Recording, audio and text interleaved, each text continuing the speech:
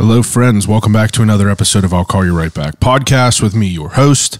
My name is Chad Medved. You know the drill. This is my show. This is my favorite podcast that there is. Hopefully it's yours too. If it is your favorite podcast, do me a solid. Leave me a rate, review, and subscribe to any channels that you could. YouTube, Spotify, hit the follow button on anything. If you got an option to leave a rating and a review, that is much appreciated. I will say that it is much appreciated, and it's free to you. So it only takes actually it's not free. It takes a couple minutes of your time, and what is more valuable than your time? Not a damn thing in this world. Can't buy time, but if you want to give me 2 minutes of yours, give a little rating, little review, 5 stars, appreciate it. If you got nothing nice to say, please just keep it moving. But this week, the reason that everyone is here, we have a very special guest, and we have a great episode. This week, I sit down with Danielle Hershiser. She is the executive pastry chef at the Abbey on Butler Street, which is an establishment down in Lawrenceville, in old Larryville. And I was introduced to Danielle through a mutual friend, and I followed her Instagram, and I started to quickly notice that she could whip some work in the kitchen, specifically with some baked goods, some breads, and desserts. I mean, like, if you look at her Instagram, I'm telling you, it is crazy. At DANIELLE.PGH, Danielle.PGH. Again, she's the executive pastry chef at the Abbey on Butler, but she makes these crazy ass meals, desserts, meals, whatever you want to call it, but check her Instagram out, and there's, all different types of cakes. She got choco tacos, charcuterie boards, she gets down. But Danielle's from a very small town in West Virginia, kind of by the Cumberland, Maryland area. And, it's interesting to hear someone from a small town, like how they decide on what they're going to do. I mean, she said that, I believe she said that her town only had 80 people in it, 75 people. But, it's interesting because we talk about growing up in a small town and kind of homesteading, and how her family would cook and sew and hunt and fish, and that's interesting to hear how that applies to kind of what she does now, and how she decided on what she wanted to do with her life. And it turns out there was a local community college down there, and that had a pretty wild culinary program that actually provided a pretty it sounded like a pretty fascinating environment through your schooling. She got to work in a cafeteria and kind of learn the ropes of running a restaurant, so to speak. And it's kind of interesting to hear about that. And then after she was done with school, her and her husband, boyfriend at the time, moved to Ocean City and, spent a summer down there serving food at some restaurants. So that's actually kind of fascinating to listen about. I knew people in my life growing up that summertime after high school, they went down to Ocean City and worked at a pizza shop, and it always sounded so cool. But I don't know. I guess I never did it, but it's cool to hear about the stories, kind of what she went through, what they went through down there. She was scammed at her apartment. She had fake IDs taken from her. It's a whole thing, but definitely interesting to hear about. But after Ocean City, she ends up in Pittsburgh, and a whole meandering life of different jobs and different stories, trials, tribulations. And it's just every episode is so interesting to me because, I never know what to expect with people. Never know what to expect, never know what people's stories are going to be like. I didn't even know Danielle wasn't from here. And fascinating story all around. So I'll quit talking your ear off, and I will let Danielle tell the story. But if you would like to, Danielle is doing some orders for Valentine's Day. You can go to Danielle.pgh on Instagram and DM her. She will have, a lot of stuff. Go on her Instagram, follow the Instagram. That is your best bet to follow along. And you could order some stuff for Valentine's Day. And if you would just like to try anything she does, go down to the Abbey on Butler. They have all of her baked goods, all of her breads. You know, if you're eating some good stuff, it's probably made by her. And I urge you to go down and try it. So without further ado, episode 231 of I'll Call You Right Back podcast with Danielle Hershiser of the Abbey on Butler.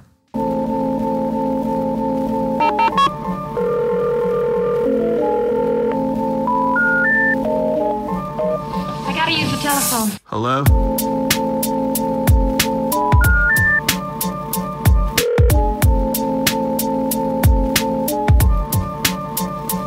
Telephone. I'll call you right back. Call you right back. Telephone. I'll Call You Right Back podcast. She was sick for like a week, and then I felt fine. And then at work, I started getting a scratchy throat. And then that night, it felt like a truck hit me. Yeah, And it that's was how just I knew. like, it was terrible. And then we were looking, and I don't know, I guess we just had the flu, but it lasted for like 2.5 weeks of like a pesky cough. Yeah. And I don't know. And now I know everyone that gets it. Yeah, Like, my everyone husband was the seems to be same sick. way. He was sick, and then for like 2 weeks, he just kept coughing, and then we both caught COVID after that. Yeah. Yeah. It's crazy. I couldn't believe it. I had a scratchy throat, and I was like, well, I'll just take a test. I was getting ready to go to work, and then it had 2 lines, and I was like, I guess I'm calling off. So I didn't Yeah. go back to work. I took off for like 6 days, and then I went back. But I wanted to be completely recovered before I went back, because trying to work in a kitchen whenever you're sick is just miserable. Oh, I bet it's hectic for sure. You ever do anything like this? No, this is my first podcast. I'm excited. First podcast. I'm Yeah. excited about that. I don't even remember how I came across you. I think it had to be Nicole. Definitely. It had to be. Yeah. But, maybe her sharing Probably your like stuff. a streets event. Yeah, probably a streets event or something like that. But that had to be a few years ago now. And then just been following along. And you are, pretty damn good at what you do. Yeah, I'm trying to build something. I'm kind of like in the midst of it and just seeing it unfold as it goes. And yeah, I think I found this podcast from Matt had shared it from Streets. And I was like, oh, that's so cool, because I want to learn more. I moved here from Maryland, so I was like, I want to learn places to go and places to eat. So yeah, I love it. Even last night, me and my husband went to Yoli's because I found it on here. Yoli's. What did you think about it? Oh, we've been there. We go there pretty often. Oh, I've so- taken so- my family there whenever. But you they heard come to about it from visit. this place? Yeah, That's from the your best. Yeah, I think you did something about like a fish sandwich. Oh yeah, the gigantic. And I was like, oh, instant follow. Yeah, Ben is a great guy. He was on here for a while, but that's what's cool about this is like that's kind of why I got into it, is because like I just like am curious about these people, and like if I love streets, I want to know like why that dude is doing what he's doing. Yeah. It's almost like a quick biography, told by the person. Yeah. But yeah, I appreciate you coming on, and I appreciate you thank doing you. this. I didn't know that you weren't from here. You're from Maryland? Yeah. So whenever I was really young, I was born in Cumberland, but my family lived right over the West Virginia line. So there's a point in Cumberland where you're like 10 minutes from West Virginia, 10 minutes from Pennsylvania. Yeah. But I probably lived like 30 minutes into the border of West Virginia. You cross like a really sketchy low water bridge that goes into this town, and it's called Green Spring, West Virginia. And if you look this up, the population is 75 people. So Oh, wow. I grew up like pretty much in the middle of nowhere, but Cumberland was the closest town, and that's where I went to school and everything. But I spent the first 10 years of my life in Green Spring.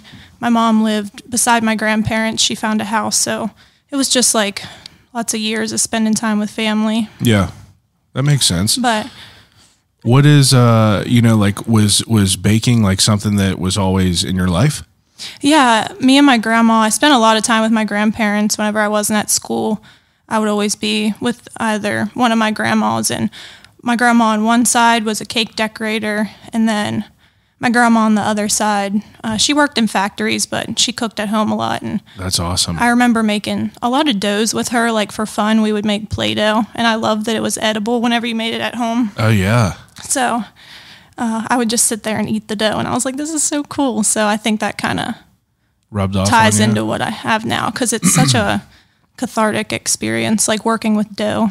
Yeah, and like creating something. Yeah. Especially something that tastes great. Yeah. Now, whenever you're younger and you're like trying to figure stuff out, and you know, we're getting into our formidable years where we have to figure out what we want to do for the rest of our lives. You know, like, did you have an idea what it was? Was it always baking? No, definitely not. That's everyone's answer. Nope, no. had no idea about this. No, every year, I remember I just got so excited for career day, and I wanted to do all different things. I started out wanting to be a vet because I loved animals. Yeah. But then as you get older, you learn about the reality of these jobs. And I wanted to be a teacher for a long time. And I think all these things I wanted to do definitely tie into what I do now. Yeah.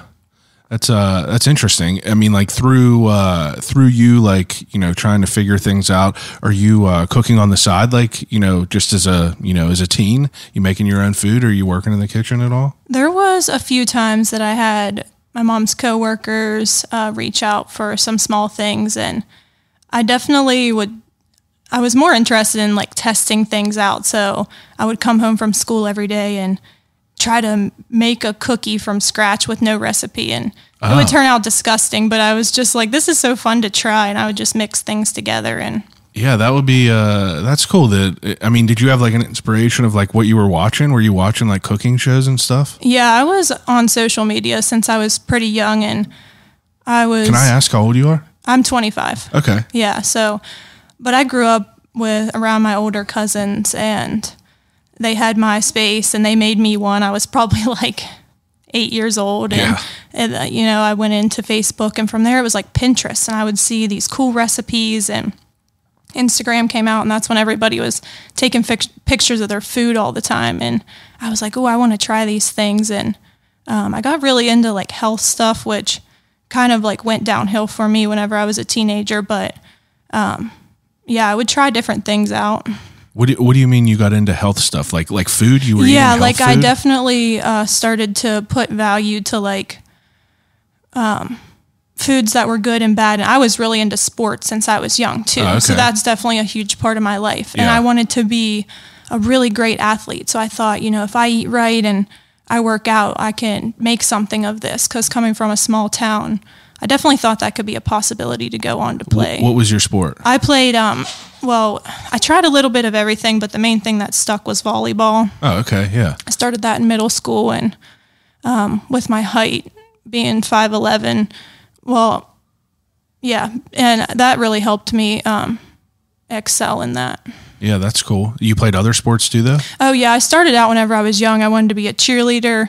I was really girly whenever I was little, so I was a cheerleader, and I did dance, and then a friend of mine got me into softball, and that really started more into sports for me. I loved softball, and then I didn't get into that through middle school. I actually switched over to tennis because the volleyball coach at my school coached volleyball in the fall and then tennis in the spring, so he talked me into doing that, and both of them were really fun. That's cool. Yeah. So health food was like your main focus. So you were trying to and I wanted to try to make healthy foods that were sweet. So I was doing a lot of like bananas and oats and things like that. But I realized that I really didn't like the flavor, and I would try to make these things better. But as times went on, I've realized that moderation is key. So yeah. A lot of the things I was focused on whenever I was younger definitely don't resonate with me anymore. Yeah, like regimented, you know. Yeah, it was a little extreme. Like because, hitting your macros and stuff like that. And that's crazy to think I was doing that as a teenager. Yeah, I was going to say like a teen, like, you know. I was running like 4 times a day. Like it was definitely like. An obsession. It was. I didn't realize that it was more of like an eating disorder at the time. Yeah. Which actually I thought was helping me at sports, but all along it was not, because my energy was low. I didn't even think about that. Not sleeping great. Yeah, if you're moving all the time and you're not like, you know, replenishing you yourself. have like you're burning more calories than you're taking in. That's interesting to think about. So you were trying to be crafty and make healthy things, you know, while trying to you know, trying to get both, have your cake and eat it too, so to speak. Yeah, but ultimately like resisting these foods led to me craving them way more, and it led to binge eating, which then, I would not let myself have any sweets, and then it would turn into just wanting all the sweets. And that's not healthy either. So it's definitely been years of recovery and finding balance and learning that all foods are neutral, and it's all about moderation. And I definitely advocate for that now, having the job I do, because I get a lot of comments of, it must be hard to have this job. You're just going to eat everything. And it's like, yeah, I try things here and there, but I also don't want to get tired of it. Yeah. Yeah. I guess if it's overdone, you're going to lose, it's going to lose its value. Yeah. Its specialty. Yeah, exactly. Yeah. That's interesting to think about. Yeah. Now you're moving past high school, things like that. Are you someone that is besides for sports, are you, what did you want to do? Yeah, this is where I started to, I took a cooking class at school because I needed to fill a credit, and it was really fun. We would try out different recipes. I started learning about the sanitation side of it, which really interested me because growing up where I did, we were so out of touch with, it's almost behind in time in a way, and things that we did just wouldn't be acceptable, like all the sanitation type things. So learning all that has been super interesting for me. Yeah, that end of it all. Yeah. That's cool. Now, for you to, try to figure that out and figure out, what you were going to do, did you have any jobs working in kitchens or anything? Well, I started out, me and a friend of mine, she was on my tennis team. We were like, let's try to be lifeguards, because she had a pool in her neighborhood that would hire lifeguards. So we had to take this course, and the course was by somebody 3 years older than us. Yeah. And he just passed us all. I think I had to be successful at CPR, all the rhythms and stuff, one time. And he said, okay, you're good. You get this certification. When looking back, we should not have been dangerous as hell. I could not have saved somebody's life. That's terrible. So that summer I get my first job lifeguarding at a country club, which nobody even really came there. Some people would come to golf and then let their kids swim that day. But that was my first job, and I got fired from that. So my friend's dad came there with somebody that wasn't his mom, and we were Snapchatting at the time, and I said, hey, your dad's here. And he was like, oh, that's weird. He's supposed to be at work. And it turns out it was an affair situation, and I got fired over it. They were like, you broke country club confidentiality. You're not supposed to speak about anything that happens here. And I was like, okay, well, this is a really good friend of mine, and I had no idea. I was just like, hey, your dad's here, hanging out at the pool. And he was like, oh, and started to put all these clues together. Jesus. And I'm 16 at the time. Yeah, I was how are devastated. you supposed to know? Yeah, they pulled me into the office, and they're like, yeah, we have to let you go. And I just started bawling. I was like, no, I'd never, dealt with 16, any kind of conflict or anything that's the end of it. You're like, oh my God, I lost this job. Yeah, I'm like, I got to go home and tell my mom. But my mom was like, oh, it's whatever. You can get another job. So my first job that I had to I didn't necessarily get fired. I quit from it. But, I was so afraid to tell my parents that I quit from it. But I worked at a coffee shop in Century 3rd Mall. And these people were they gave me a toothbrush size grill brush, and they told me to scrub this hardened, dried caramel off the back, tunnels that weren't even attached to our store. They were part of and it wasn't our job. And I was just like, nah, I'm not doing that. Absolutely not. Yeah, that sounds awful. It was terrible. But other than that, I feel like I've been pretty decent at being respectful about jobs. I've always been pretty serious about my jobs, wanting to be a good worker, not screwing off or anything.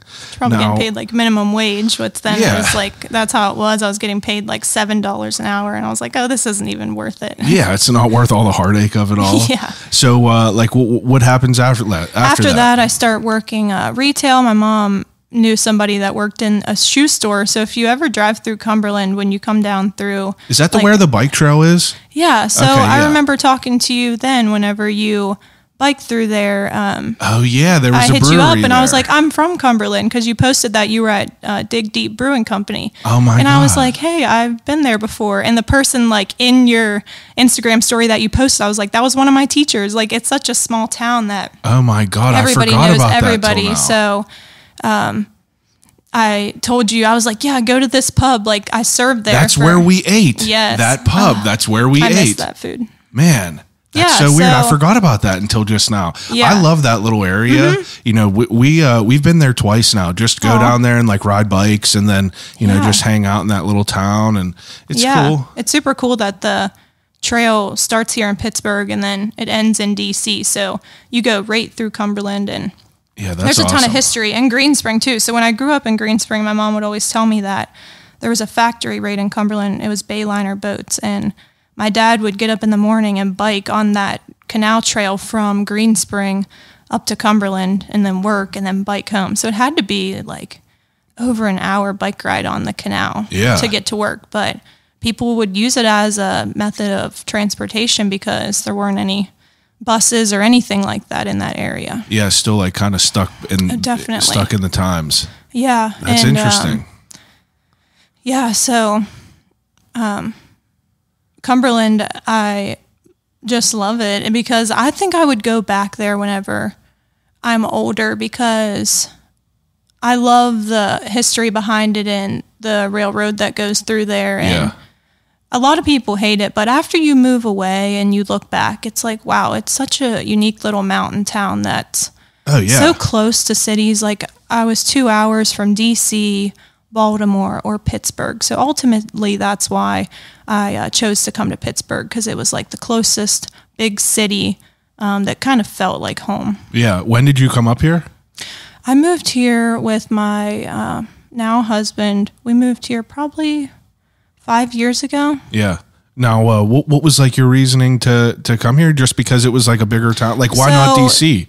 I would definitely say Adam, my husband, had a part in that because he had already went to college here. Oh, okay. After where we have a 6-year age difference. So while I was in, like, he already had went to college and then moved back here after he couldn't find a job in the area with his degree. Yeah. And we both started going to the same culinary school in Cumberland. So the community college in Cumberland has about a 2-year program for culinary, hospitality, and dietary, and you can choose which credits you want to take to get what degree. So we met there. How did you decide to go there? So whenever I was in high school, I started thinking about, like, actually, okay, what do I really want to pursue after school? And I was so artistic through school. I loved all my art classes, and I really wasn't into the core school classes like math and science and things like that. I was like, even I loved like the woodworking classes and things. I just loved working with my hands. Yeah, hands-on stuff. Yeah, I've been like that since I was little. It's just way easier to, you know, for me, and I assume you too, it's just easier for me to like learn and like consume that knowledge as to, you know, I could read it out of a book, but like to get it and like get it in your hands and use it is something different. Yeah, definitely. And I loved working with clay, and I thought about that as a possibility. But whenever I started looking into schools, and I didn't go to any big schools to tour or anything, and I knew I didn't even want to take the SAT. I was like, I just want to avoid these kind of academic things. I just wasn't into it. I knew I was just like, I don't really need this. Setting I know, yourself like, up for failure. yeah, and with it. especially growing up where I did, and like we would hunt and fish, and my grandma sewed, and it was super I just loved that lifestyle of not working, like not the hustle culture. Yeah, but like I did homesteading. get sucked into it. Yeah, I love homesteading, and I've even tried to like build that into my life now, and that's my goal ultimately, to be like self-sustainable. 100%. It's interesting now because like, you know, I grew up a little bit outside of Pittsburgh, so it wasn't like, you know, we grew up in a neighborhood, there was a lot of people and shit, but like we hunted, you know, we fished, we did all that. But now it's like, that's like where I'm trying to like push my life towards. I'm about to get some chickens, you know, I'm trying to grow stuff, make my own sauces and everything. And it's so interesting because now I feel like, you know, the younger generations, it's like, I don't know. It's like, you know, I'm 32. It's like the generation, my brother's 6 years older than me. You know, the older people above us, I feel like that was just like not even a thought in anyone's mind. Yeah, it's more comfortable to just go to work every day. Yeah. Come home, buy your groceries. 100%. But a lot of younger people now, I feel, are like way more in touch with like, you know, knowing where your shit is coming from. It's like if you have to work more than 40 hours a week, it can just be exhausting, and you don't have time to, you know, make food and just do things that you enjoy. So I think the younger generation's trying to get more in touch with getting back to that, like just enjoying life more. It's not all about work. Yeah, absolutely. Amen. But that's interesting, like figuring out and like, you know, wanting to go to school there. Did you know that like that was an option at the community college there? Well, also a big thing for me was volleyball, trying to continue that on, because I really didn't want it to end after my senior year. And it got really realistic for me whenever I couldn't go to, like, I really wanted to play volleyball at Penn State. But then you have do I want to go there to get a degree? And my coach was like, I'm going to be real with you. You're not tall enough to play volleyball at Penn State. Really? Like, how tall are they there? You have to be like, at least 6 foot for them to consider you. And then you have to be, and a lot of it comes from like the school that you went to. Yeah. We won states my junior year, which was a huge deal. That hadn't been done for like 20 years. That's awesome. We were a really good team. We were training on our lunch break in high school for an hour and a half, and then 2 hours after school. And even sometimes we would come back from like 9 to 10 o'clock to like play each other. Like our team was so close knit. We were all friends, and we loved just playing volleyball all day. So that was like why you wanted it to continue, and like you wanted to find a way to be able to make that continue. Yeah. And there was another school in the area called Potomac State, and it's a branch of West Virginia University, and it's in Kaiser, West Virginia. And they had a volleyball team there. So I considered going there. But I really started to think long term, like, what do I want to do? Because volleyball was not only hard on my body, but can I make a financial career out of this? Yeah, for the rest of your life. Yeah, right. I mean? It was like a couple years or whatever. I was like, maybe I can be a coach or something like that. But yeah, like when you were like, that thought was in your mind to go to school for that, like what were you going to plan on trying to do to major in? Did you have like a fallback besides food? Yeah, that's where I started to think about teaching. Oh, okay. Yeah. I forgot you said that, teaching. Like arts and culinary, and even the Allegheny College that I went to, that community college, they had a sculpting program. So I was like, maybe I could get into doing clay work. Yeah. But ultimately, whenever I went there, they had like a pop-up day that had all their different majors, and you could talk to the teachers of that. I started talking to the culinary teachers, and I was pretty much sold that day because the college has a building in downtown Cumberland, like on the downtown strip by that Dig Deep Brewing Company I was telling you about. They have a building down there that the first floor is a cafe, and when you're a student there, you get to work in this cafe and learn working in a restaurant, basically with like teachers there to help you.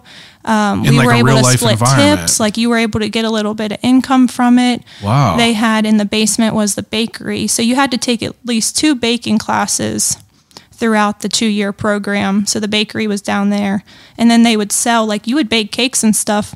And then in the cafe, they would sell those cakes for dessert. Wow. That's such a cool like idea that you're able to like have like an experience of working. Yeah. You know, like getting that like real life experience, like kind of while you're learning it. Every other school was you just learn and then you go maybe do work. Internships, but you were able to, it just felt really comfortable. Yeah, that's cool. That's interesting. Now, the stuff that they teach you, I assume, is like, you know, do you cover the whole spectrum of the food industry? Yeah, it was a really in-depth program. It went all the way from the business side of menu planning. Menu psychology was super interesting to me. Even to this day, the way you lay out your menu completely changes what people are going to order from you. Wow. And then we even had to come up with like fake little restaurants and concepts and things. Like business ideas. Yeah. Yeah, that's cool. And that was where 4 days into my first semester is when I met my husband. He sat beside me in my class and we became friends. We were friends for a couple months before we started dating. And that really helped me. That really helped catapult like my interest in it all, because we were talking about like cooking and things that we wanted to cook together, and it really got me into it because I wasn't sure at first. I was like, is this what I want to do? Like, it's kind of scary, and I never really baked before that too much. Like, I would make, box cake mix and cookie mixes, and I sold sugar cookies, but nothing like homemade or anything. We didn't really have ingredients like that. I remember like my cookies would never come out at home. And then whenever I was a little bit older and I learned about expiration dates on things like that, like I thought stuff in the fridge mattered, but I was like, why would baking soda matter? Yeah. My mom's baking soda was from 1996. So it was a year older than me. And so I'm like, this is why my cookies aren't coming out. This is not doing anything for these cookies. So after that, I would try different things and it started coming out more because I was so discouraged. But at first, I had no idea that I was going to get into baking whenever I started culinary school. Yeah, like as you're like going through the curriculum on that, like when do you have to pick like a focus at some point? Or is it all just like a broad, you learn everything? Yeah, it's a broad, you learn everything. They want you to learn different things. They really operated as a business, and they would cater. And they even had this really cool event called Chefs of Steel, where 4 or 5 students would battle local chefs in the area. And I actually didn't get to do that. They stopped it the year I was going to be eligible for it. But the year before, my husband did it, and it was super cool to see the students battle, and they would give them a secret ingredient. So, that is cool. I always say, like, if anybody's listening that's considering culinary, like, it's a really great program because it's cheap and you get to learn the ins and outs. And I was ready to be hired straight out of that program. Yeah, I mean, and it's something that's like, you can just go right out and just jump into it. Yeah, and being able to work there, and they would let you pick up, because you had to serve tables. So that was part of one of the classes. I think it was like dining room management. Okay. Your homework in that class was serving for lunch. So you would have to balance having 5 tables at once, getting their drinks. Like I remember one of the first tables I had, I dropped a whole cup of Coke and it like hit the girl's shoulder and fell on the table, and I was mortified, and I was like, I'm so sorry. And they just laughed, and they knew, like, they were like, you guys are students. And I was like, you're one of my first tables I've ever had. And I remember just running to the back, and that was right after I had met Adam, and I was so embarrassed. But after that, it was just like, I probably did it a couple times after that too. Once the first one's done, you're like, all right, I'm used to it now.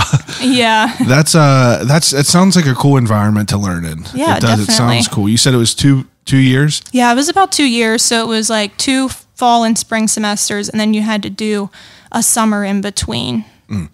Now, for you to get out of school there, what year did you get out of school there? I got out of there in the spring of 2017. Okay, so once you got out of there, what was your plan? So me and Adam decided to move to Ocean City, Maryland, and at least serve for the summer. Because we both, during school, I started working at that Patrick's Pub, the place that you ate whenever you went there. Yeah. Because at the bookstore on the campus, I met the owner's wife there, and I had to do my federal work study at the bookstore. So his wife, I was looking for a job at night. So I also had 5 jobs while I was in college. I feel like that's something to note, because I was trying to just keep busy. I just wanted to, this was my first time like being out of high school, and I'm like, I have so many opportunities. I was just so excited for life. So I had a cleaning job. I would help clean for older people. I was still lifeguarding. I lifeguarded on the college campus, but I just had to, there was these women that did like dancing in the pool. So I would just sit there while they did that, and I got paid like $12 an hour, which in 2015 and 2016, perfect. That was like good money. Yeah. So I would do that, and I worked at the bookstore. So I met the owner's wife there of the pub, and she was like, yeah, you can serve at night from like, you can get there at 5 o'clock and leave at 10, and you're going to make like $100 a day. So that's pretty good while you're in school. Yeah. So I was doing that, and I was still living at home at my parents and just saving money. And me and Adam were like, what should we do? Like, we want to go and do something, and it doesn't have to be cooking, but we liked serving. We liked the cash, the easy money. Yeah. And I knew the summer before, a friend of mine had went to Ocean City, and she made a ton of money working there, like at a buffet, because she said all you do is take their dirty plates away from the buffet, get them drink refills, and the gratuity on the check is 20-30%. So you're making money and you get to go out and have fun and go to the beach in the daytime. And I was like, I'm in. You've sold me. So yeah, why wouldn't you, right? Yeah. So I think it was spring break. Our last year, mine and Adam's last year there at culinary school, we were like, let's go to Ocean City and try to scope out maybe some apartments and just put in applications and see if they call us and we could tell them we can come down and start in May. And we went down and I ended up finding an apartment, which ended up, it was a miscommunication because there was two beside of each other and the guy thought I wanted one, but now I think that he scammed me looking back because he couldn't get that one rented. Yeah. So he tried to play it off and say, oh, I thought you wanted that one. And we had already put a deposit in. So he was pretty much like, all right, you're stuck in this place, which ended up being a one room. Like our whole apartment was half the size of this room here. And it was, we were able to fit a futon sofa that we slept on. We would fold it out. It had a microwave, a sink, and a little bathroom. And we went down there. So we did end up getting hired at a restaurant. We were going to work at the same restaurant. And we got hired there. We went down in May. And we just started working. We were serving like 5-6 days a week, living in this little apartment. But we barely spent time in the apartment. We were just either... there was a pool. So I always say this summer, like... I finessed like living in Ocean City because there was no laundry around. You had living in a tourist town. Yeah. There was no laundry. You had to pay at the laundromat, which was tourist prices. It would be like $6 a load and something crazy. $5 to dry it. So I figured out that the Holiday Inn that was 2 blocks down from my apartment, I was like, I bet they have laundry there for the guests. So I stuffed all my dirty clothes in a suitcase and wheeled it down there, and I acted like I was staying there, and I found the laundry on the 3rd floor, and that whole summer I did laundry at the hotel. And I would go, like, while my clothes were washing and drying, I would go down and hang out by the pool. And I would have Adam go every once in a while because I was like, I think that the housekeeping's starting to catch on to me. Like, she's coming in here every week with a suitcase. Like, what? But I was like, I'm not paying $6 a couple times a week to wash clothes. Yeah, like, it's crazy. And I was just straight, Making I was so work. young, and I was like, I got to make the most of my money. And living there was so expensive. It was like our rent. We had to pay 2 times. It was like 2 payments, and it was like $5,000 for the summer. So it was like 4 months, 5,000. But we still came home with money. We made a ton of money that summer, and that's when we just took that money and moved here to Pittsburgh. But it was a fun summer. We ended up, the restaurant we started working at together didn't work out because it was a huge restaurant on the bay.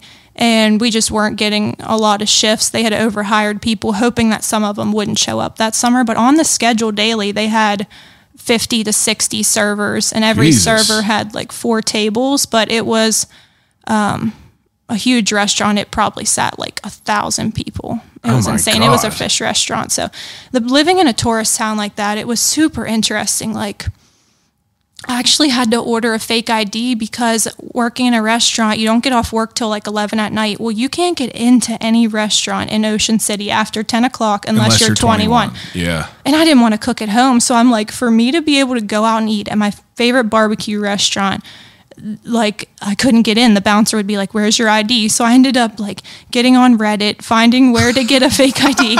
I paid this guy in Bitcoin. It was the sketchiest thing, but it showed up in the mail, and it worked for a couple months. But probably into the 2nd month we were there, I went to this, we were going to go out to eat that night, and the bouncer looked at it, and he kind of looked at me weird, and he bent it really hard in half. And if it bends, then that means it's fake, I guess, if it creases. So he did that really hard, and then he said, you need to come over here. There was like a police officer waiting because so many people would have fake IDs. They would have a line of people waiting. For sure. So he pulled me over there, and he was like, is this your real ID? And I was honest. I said, no, I mean, he's going to figure it out. So he said, okay, like, you're going to get something in the mail. You'll have to go to court. So the rest of that summer, I was super paranoid, and I ended up just not even risking it. We didn't go out anywhere, and I just stayed home, and we just worked. And that's crazy. Yeah, we just ended up like cooking at home, trying to make the most of like, I think it was like a little 2-burner stove, but that's when me and Adam really got into like having fun. We would just make these random little like munchy meals and make the most of what we had, like easy mac or ramen. I remember like adding a bunch of stuff to ramen and thinking we were just like scientists, and it was so fun. We had a lot of fun that summer, but Yeah, that's cool. That sounds like you're making the best of what you got. yeah, exactly. And we were making money like as a teenager that I never thought that it was enough for me to come to Pittsburgh. I had to buy a car because I had a car in high school. It was like an old Hyundai Tiburon 5-speed. You already know I had a 5-speed Tiburon. I was a just 2001. beat the shit out It was of that white. thing. That's exactly what I had. I had a silver 2001 one. white Tiburon with a 5-speed, and I had a system in it. And I'm a big ass Me dude, too. So it was funny to like just have that thing. Oh, it was like $1,200. I love that car. Oh, it was not Mine bad at all. was used for farm use. So when my parents went to pick it up, it was on a farm, and you know how it had the hatchback, like it had a giant trunk. Yeah, it's huge. They could fit a hay bale in there, I guess. So they would drive, like when I got this car, it was full of hay and dirt. My goodness. And we took it home and we shop vacked it out. And my parents were like, if we're getting you a car, you just get what we're giving you. Yeah. So they took me out on the main road and I stalled it and I was crying and I was telling people, go around me, like, and my mom was like, how about we go to a parking lot? And then it was way better after that. So once you get a handle on it, it's so stressful to learn how to drive a stick. You don't understand. Like if somebody had explained, like, there's 2 pedals, they need to sort of meet in the middle. Yeah.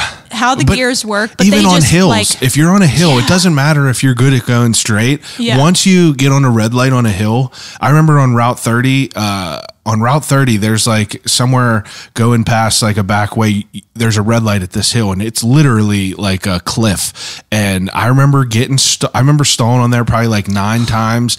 And I finally got wise enough to use the emergency brake and kind of feather it off like that. But can't you smell it just stressful. talking about it? Like 100%. That car was funny. That happened to me. I stopped on a hill once to, like, at my parents' house. I saw some friends walking and I stopped to say hi to them. And then I had to drive off up the hill and I stalled and I was like, oh, don't look at me. Like, but I got used started to that it. car. That was the best thing if your battery was dead. 100%. And I went to a year at Slippery Rock and it would be a snow belt up there and it would be so cold that the battery would just not work. Drift started down a hill. It taught me how to drive in the snow. Yeah, there's a lot of good memories. Yeah, in I would that take car. that. Like in Cumberland, there's a park there that has a big water tower, and there's like a circular road that goes around it. And I would take the Tiburon on snow days, and we would just drift around there. And That's I thought the it was best. like Tokyo Drift or something. And Yeah, my you're little like, holy shit, I this is bedazzled sick. the shift knob. I had That's the like best. a tape. It was one of the things that. It was a tape converter, so you put it in the tape slot. You already know I had that. Oh yeah, you had to do it. Tape converter. I had whatever a nice it took to have your own music. 100%. That what a nostalgia boost. I don't know if I feel like I gotta have a car or I gotta have pictures of that somewhere. But what a good car. Yeah. So you had that Tiburon. So I had that Tiburon. Then whenever I moved to Ocean City, our apartment came with 1 parking spot, and Ocean City is super rigid about all that. like if you're every parking spot is accounted for in that little strip of an island, and you have to pay for your condo either comes with one or you have to park in a parking garage. So our apartment came with 1 parking spot, so we decided to take Adam's car, which was a 2010 Honda, which was way more reliable than my 2001 For Tiburon, sure. driving 6 hours to Ocean City. So we loaded the car up. His parents helped us take furniture in a van. My parents came down one trip with the futon and stuff, so it was like 1 trip down in May, and they were like, all right, we'll see you in September when we come back and get your stuff. So whenever I lived there, they sold the car to get some money for it, and then whenever I knew we were moving to Pittsburgh, I started looking for cars. In Cumberland, I thought I could get a car when I go back in between, because we had it lined up. There was like a week in between where we were leaving Ocean City. I found us an apartment in Pittsburgh because Adam was like, I really want to go back to Pittsburgh. He played ultimate frisbee, which was a huge thing in our life. It was really big for him. And did you have any experience here before that? No, I came up one time. The first time I came up, I was probably 15. My mom had won tickets to Kennywood on our local radio station back in Cumberland. Wow. So they found a hotel which I'm so excited to come to a big city. They found a hotel in Century 3, and we went. So this was like 2013, 2014. So at that point, Century 3 Mall was already like half closed. So we're like, we found this mall on Google Maps. Me and my mom, being in Cumberland, there's a little mall there that only has an American Eagle. And so we're like, oh, we're going to go. I get to go to Hollister or something like. But we get there and this mall was dead. Nothing's open. Foot Locker was open. Yeah, we were genuinely confused. Comic book stores open, probably one Annie Ann's pretzels or some shit. And then before, people that never got to experience Century 3 in the peak of it. Yeah, my friends tell me, wild. like Nicole tells me how it used to be and how it was. And I'm like, I wish I could have seen it then because I was so confused going there after that. Like I said, I'm 32. Whenever I was in high school, I worked at a coffee shop there whenever I was in like 10th grade. And like, that was the place to be. I mean, everyone was there. On the weekends, it was thick with people. And, it's just weird to think that was like a moment in time. But you got to see it on the downward end of it all, unfortunately. And, it was something. And even driving from there to Kennywood, like if you picture that drive, I was like, this is not a city. Like this is just like Cumberland 2.0. I was like, I don't know. At that point, I was like, maybe I'd want to move here. And we also had really good family friends in Columbus, Ohio. So that was another big option for me. I was like, maybe I'll go out there and they'll let me stay with them and I'll go to like a culinary school out there or something. But once I learned that the school I was going to had that cafe, I was sold because I was like, no other school is going to give me this hands-on experience. I'm not here to waste my money. I'm here to actually get career ready. Yeah, for sure. Yeah. So there was like a week in between moving from Ocean City to Pittsburgh, and I found a car in Cumberland. I used some cash I made in Ocean City and got that, and then I was ready to come up here. Nice. And did you have a job lined up here? I started applying for jobs. So we were leaving Ocean City in September. So I started applying for jobs. I was just looking up on Indeed, like restaurant jobs in Pittsburgh, and there was a restaurant opening and it was looking for a pastry assistant. And I was already like into baking at that point. That was like, of all the classes I took at that culinary program, baking was the most in tune with the arts I wanted to do. Oh, okay. Yeah. Yeah. So, I was like, maybe I'll just apply for this pastry assistant job and just see what comes of it. So they asked me to do an interview and I told them whenever I'd be moving to Pittsburgh, and I came up, and that was the only job. I figured I had enough money to come up here and be comfortable for like a month or two while trying to find a job. And we figured with our serving experience, we could get a job in like a week and start making cash. Yeah, so I was like, and at that point, after having 5 jobs while I was in school, probably I was busy like break for 6 a.m. to 11 every day and just, hustling. And once I came up here, I was like, you know what, it's kind of nice to just maybe take a week off. And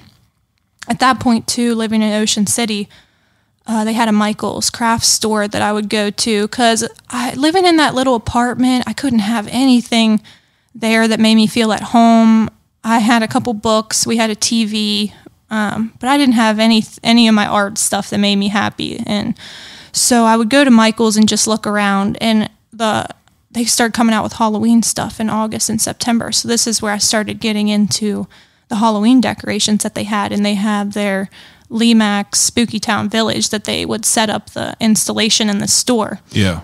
So I was like, oh, these are so cute. My grandma had a Christmas village growing up, and they'll start putting them on sale a couple weeks after they put them out. So I had seen a couple of them I wanted. They had their big thing is fair rides. They make these little figurines that are like, the Ferris wheels. So they had that, and they had them half off. So I was like, oh, I'll get it and take it to our next apartment. So whenever I moved to Pittsburgh and I had that couple weeks off work, I probably took 2 or 3 weeks. I would work on this little Halloween village, and I had a lot of fun with that. It was the first thing that got me back into feeling like I was like home again and I could craft and do like things with my hands. Yeah. That's cool. Yeah. That makes sense. Yeah, but I got hired. I started interviewing whenever I lived in Ocean City still, and they hired me for that pastry assistant job. He was like, you know what, I'm going to give you a chance. You have a degree, and you have like, the biggest thing is that you seem really excited and that you want to learn. And we have a pastry chef coming from Florida, and I think that you'd be a great fit. So they weren't opening. They had to build and do inspections and stuff. They weren't opening for about 3 weeks. So that's that point in between whenever I took that break off of work. Oh, that's cool. So you had a little downtime. And Yeah. then, yeah, that's good. Yeah. Now, you got that job and you started work. How long did you work in that job?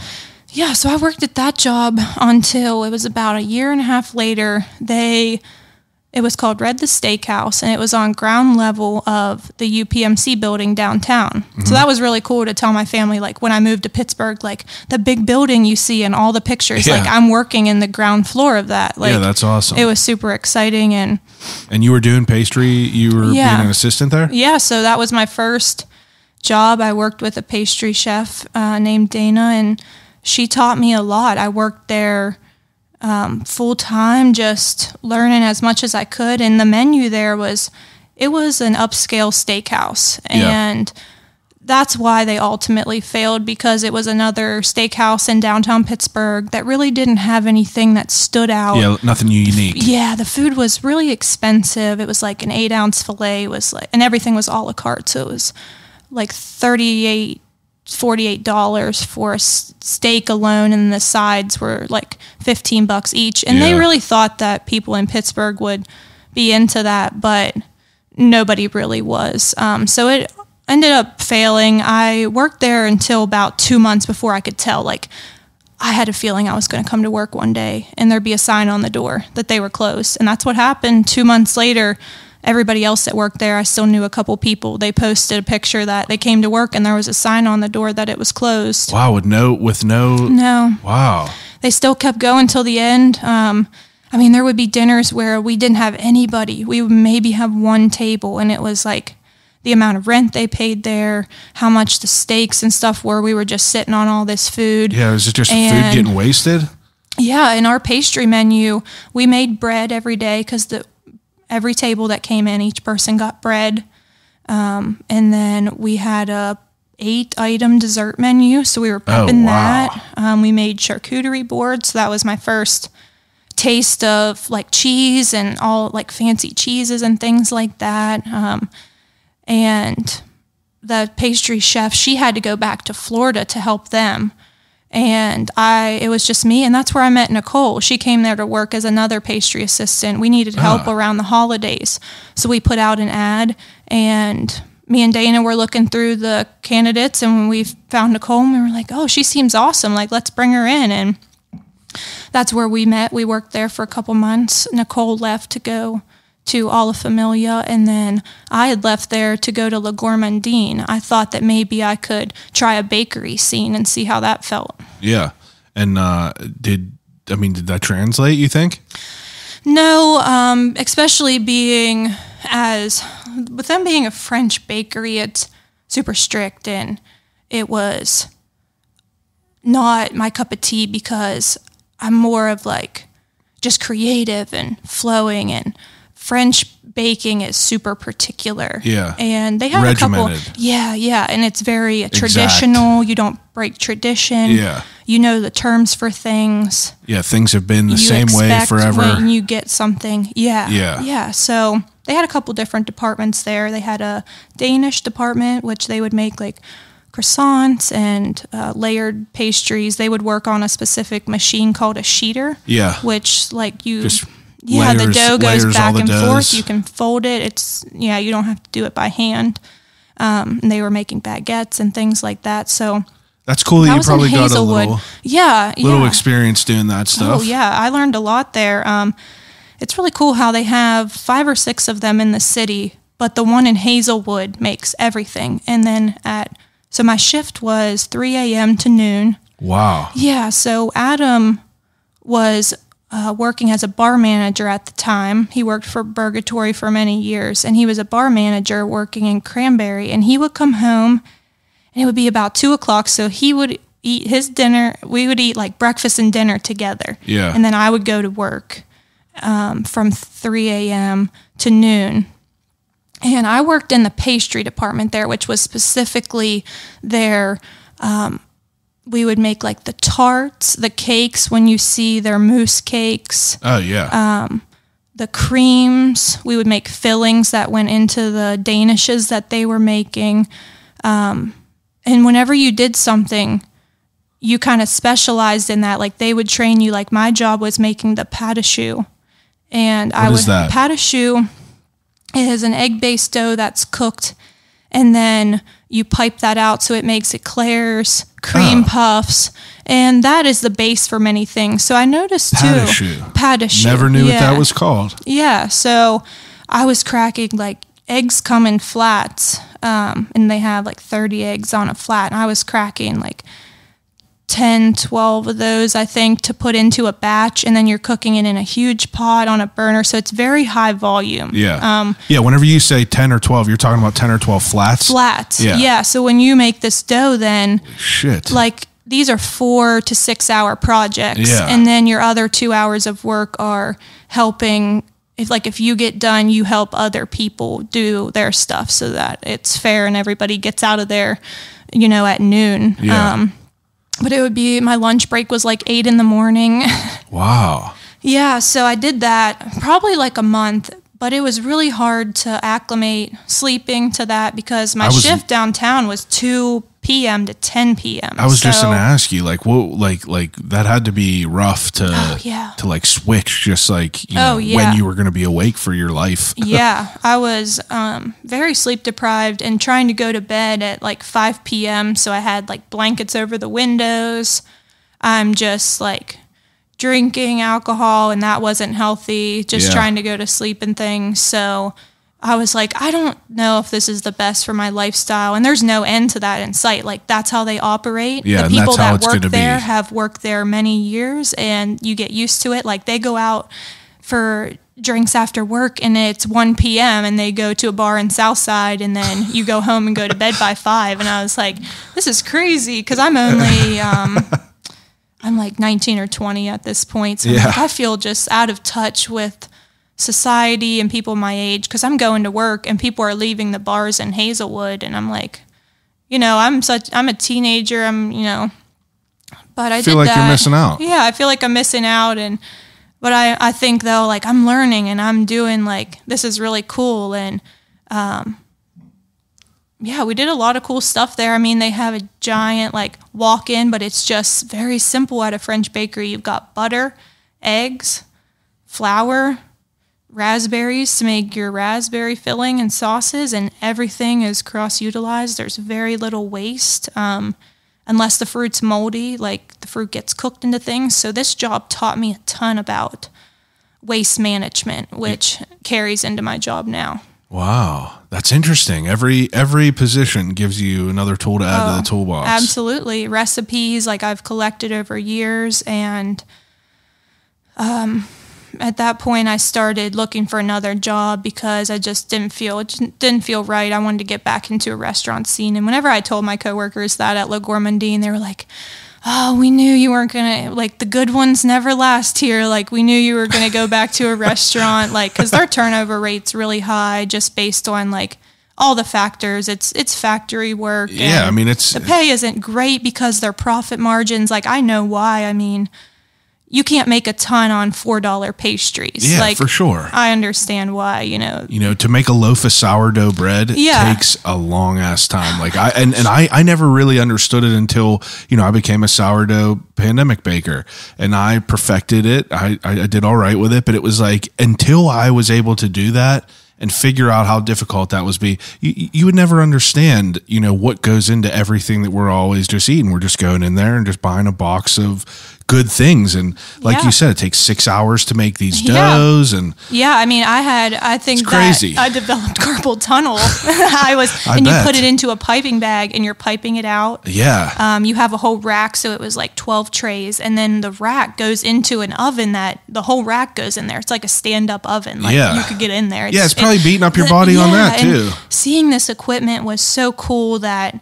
this exists, like these giant mixers that you can't lift the bowl, it's on a cart, and there were smaller bowls than that were still really heavy that I had to lift up on the table, and you're lifting 50-pound bags like multiple times a day, and so I started looking for another job. It was more conducive to your lifestyle. Yeah, definitely. So another restaurant was opening up in Homestead. It was called NX Brewing Company. Mm-hmm. And they were looking for an executive pastry chef. And I was like, I'm not qualified, but I'm going to apply. Fake it till you make it. So I'm going to apply. And they called me in for an interview. It ended up being a chef that became friends with the owner of this brewery. It was two brothers that came here from Michigan, and they wanted to open a brewery in Pittsburgh.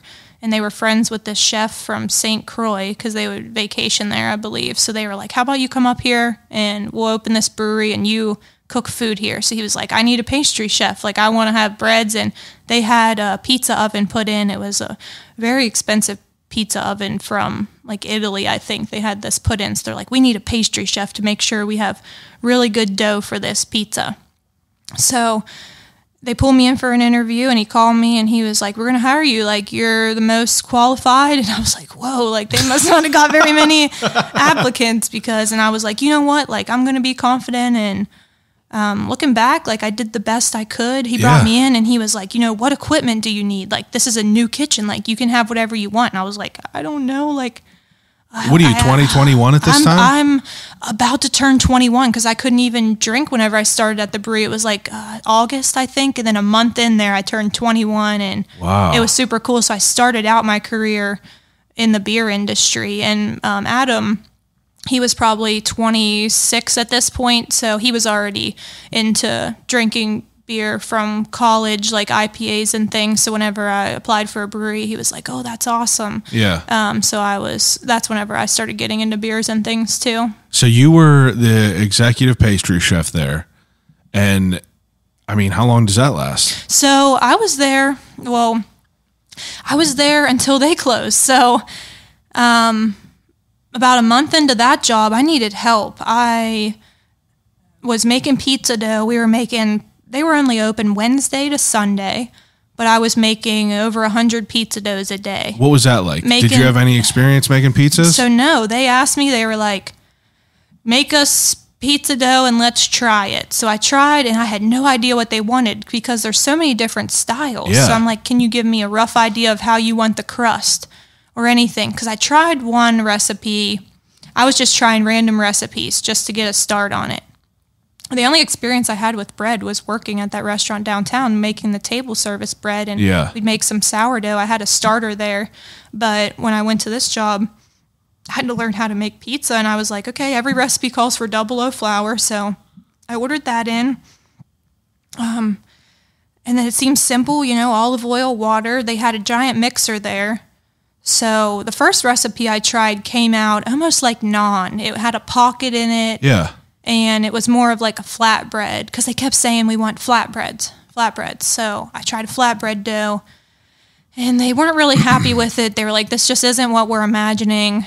And then eventually one day they said, we're looking for like a bubbly crust in a thin middle. And I was like, okay, well, that's not a flatbread. You're looking for more of like an actual pizza crust. Yeah, like a real pizza crust. You want a bubbly crust. So that's when I started learning about the science behind the bread and what the purpose of bubbles and things were. So like the bubbly crust comes from pressing those bubbles out to the edge, and then you're left with that thin center. So not only was I trying to create pizza dough, I was learning how to shape it, to get the right pizza shape, to get the thin center, not stretch it too much so that it's too thin. But I think over time there, a couple months in, like we really perfected it. We had a really nice dough. I had the system down of, I had doughs in the fridge at all time because you had to make the dough and it sat at least 24 hours in the fridge. I did like a slow cold fermentation to really build flavor. And that dough was best around like 4 to 6 days really. So I would always have that dough on hand, and me and Nicole, that's whenever I hired Nicole. I really needed help, and Nicole was looking to leave her current job, and I was like, why don't you come here and help me? Like, so it turned out me and her would go to one job and need help, so we'd go help the other one, and that job would fail, so we'd go to the next one, need help, and so we worked together there. She came and helped me. Now, besides for pizza, you guys are doing regular, like, desserts too? Yeah, we're doing desserts. I had tiramisu, it was called. So it was a tiramisu, but I soaked the lady fingers in their, they had a porter there. It had like chocolate notes. Wow. So I really wanted to incorporate things from the brewery and make it interesting, because I'm like, what brewery has a pastry chef? Like, this is such an interesting concept. Yeah, that is. It's interesting. Yeah, and this was my first. Did they make regular food besides a pizza? Yeah, so they started out with the chef from St. Croix, and he was making, we had oxtail, we had the pizzas. It was very like Southern Caribbean. We had salads. It was, and they wanted to be Spanish, but we were a little bit confused by that because those have certain flavors. That's not Mexican food. It's like you're looking more into, we used a lot of paprika, and they would have these items. The owners there would come to us with these items that they would have when they went to Spain, and we would try to recreate them. So we had empanadas. That was a huge thing that we did. We made real corn empanadas. So that was something that kept me and Nicole busy, filling those. That's pretty cool. Yeah, I actually hired my husband to come and help me one day a week to do empanadas, because it came with only 2 in order, but we would sell a lot of those a day. Yeah. And then we were making desserts. And then I had an almond cake on the menu. I had ice creams, but I was ordering those in from Millie's. I could order those through Cisco, which was really cool to have different Millie's flavors, because I would definitely eat those whenever I was working. Hell yeah. Shout out to Millie's. Yeah. Concord grape. The Concord grape is good. And I would get the Vietnamese coffee all the time. That's the best. That's what I go to. The Vietnamese coffee. You can't beat that. I love the chocolate too. But then Chad's vanilla is good too. Yeah, it's so good. It's all good. Yeah, right. Now, whenever you like got hired to be this, like, did you pretty much have like free reign of like what you were going to put on the menu? They had some requests, like these items from Spain, but I'm the type that like I'll put something in front of you and see what you think, and typically it ends up they're like, I like that better than my idea, so you can run with it. So that's what ended up happening. But that's cool. That's cool that was a good environment to like kind of spread your creative wings. Yeah. But that chef ended up leaving there a few months in, and we were trying to find another chef, and this is a big thing in the restaurant industry, is like finding a chef that fits. Like when you need a hands-on chef, a lot of chefs are office chefs, is what I call them. And they want to, it is part of the job. You need to do inventory and things, but they don't really want to cook on the line or do prep. But a lot of times that's what you need. So we were trying to find a chef that would be hands-on with us. They wanted to push events at this brewery. We took on a wedding, which now that couple is like really good friends of mine, but me and Nicole, so we couldn't find a chef. So Nicole proposed to the owners, what if we don't hire somebody and I just take over this position, because we're making pizzas and salads. I really don't think that we need to bring in a salaried chef. Just pay me and Danielle to do it, which looking back, we definitely were not paid enough to be running this this brewery, whole thing. Doing weddings, we're catering. They also tried to be a music venue, because it's now Golden Age Brewing Company. It just reopened in Homestead under a new name. Okay, right I know where that Avenue. is. Yeah, I know where that is now. Enix. Ah. Yeah, so that's where we worked, and it was really convenient because. Wait. Now this was kind of by Voodoo. Yeah, it's right down the street. So Voodoo's I one remember street up. seeing you guys posting these images from that. It was like a brand new looking building. Yeah. Oh wow. It was inside. They had a brewery system. I believe it was from Germany. It's like a super expensive brewing system.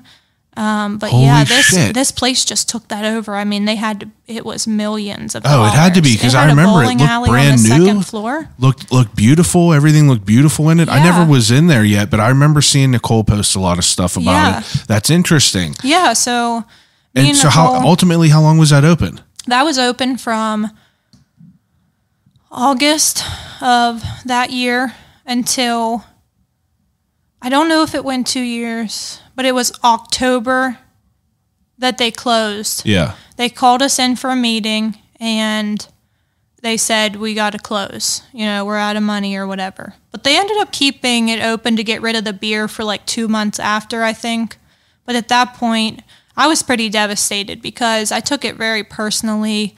they did try to blame like food cost, which I knew was not the case at all. It was definitely that they were trying to be a music venue, and we were paying artists like up to 800 to 1,000 to come and perform there. Yeah, in hopes that it would bring people when they, and it didn't really bring in any business. The owners were drinking the alcohol that we should be selling, so it definitely went under, and I was pretty devastated. I took that personally. I tried my best. Yeah, because you're there, and it's like you're the one that's in there, trying to, like, this is you. You feel like you probably felt like that this was part of your fault. Yeah, but realistically, could I have done something? Yeah. Yeah. But realistically, it was probably a blessing in disguise, huh? Because if it wasn't, if it happened that soon.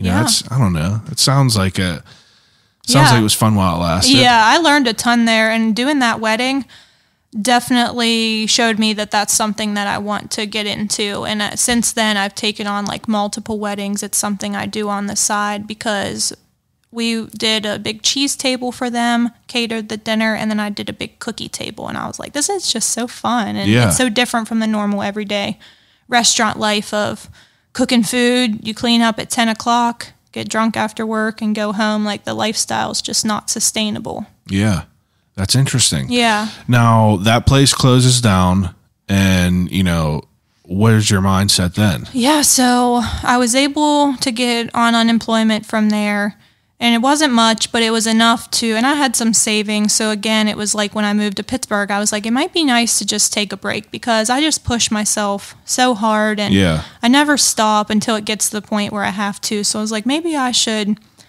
just take a break, maybe till Christmas. So this was October and I love Halloween. So I was like, let's just enjoy Halloween. You've got October now. I worked every Saturday. I was like, I never got to go to haunted houses or hay rides or breweries or anything in years. So I was like, maybe I can finally do that this October. And I did. Like, I went to a lot of different places. I had a Halloween party at my house. And hell yeah.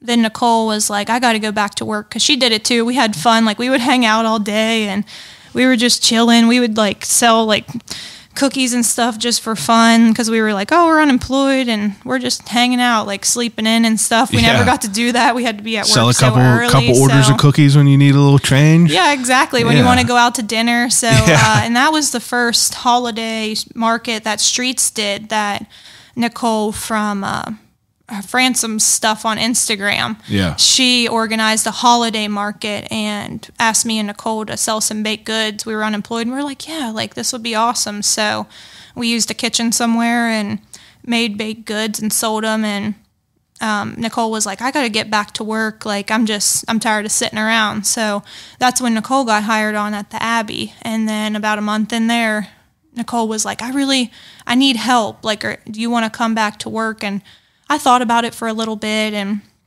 I honestly thought about maybe trying to do something like on my own, like not necessarily my own business or anything, but me and Nicole had worked together, and I was like, maybe I'll try maybe another career or something. But ultimately, she talked me into coming there because we had creative freedom. They never had a pastry chef.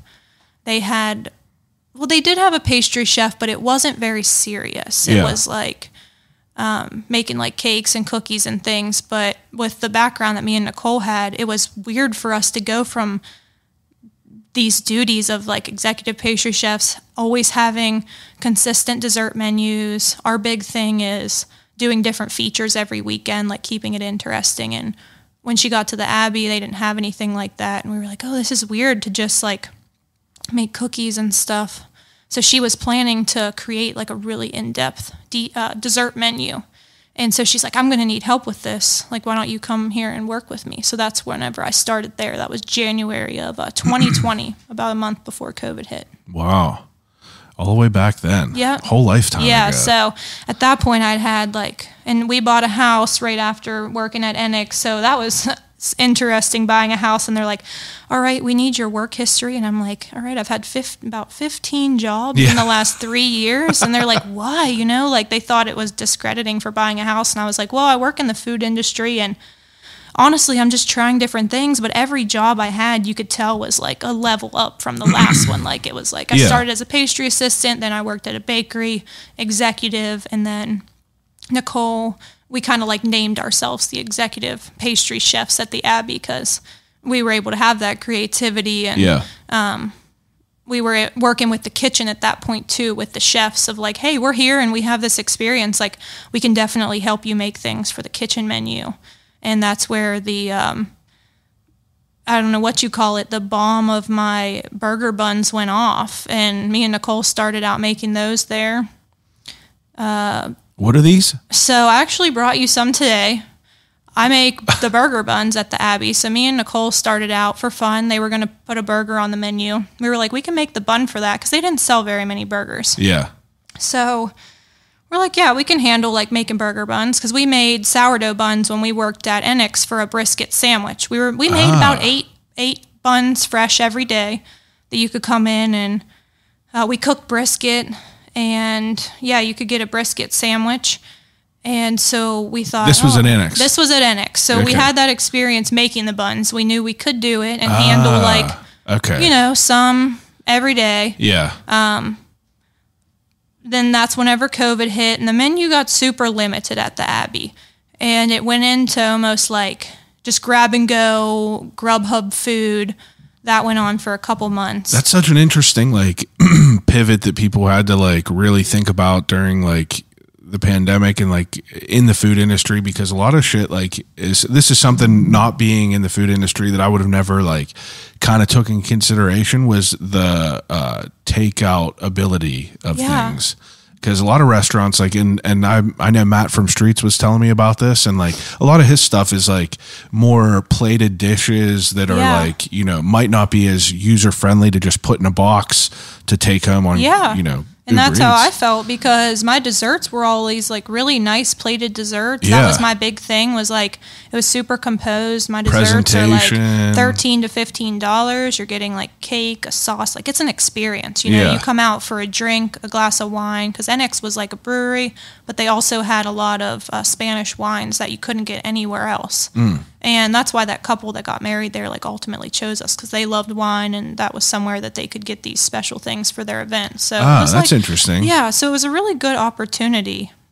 And then, you know, you decide to make these burger buns at the Abbey? Yeah, so at the Abbey then, knowing that we could, when they opened back up that summer, we're like, yeah, let's get back to it. We went back in, the coffee shop. So inside of the Abbey,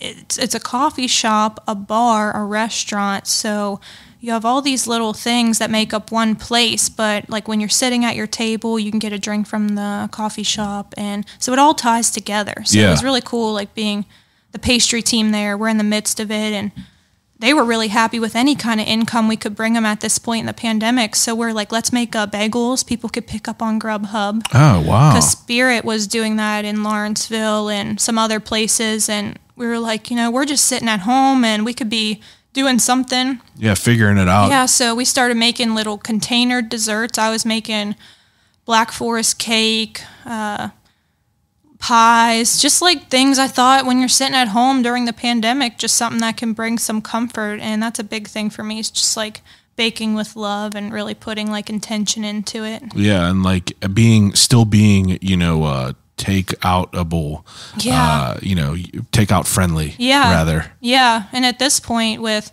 coming from unemployment, that like turned my whole life around, and I became a different person mentally. Like my views were shifting on things, on the world, and what I thought mattered.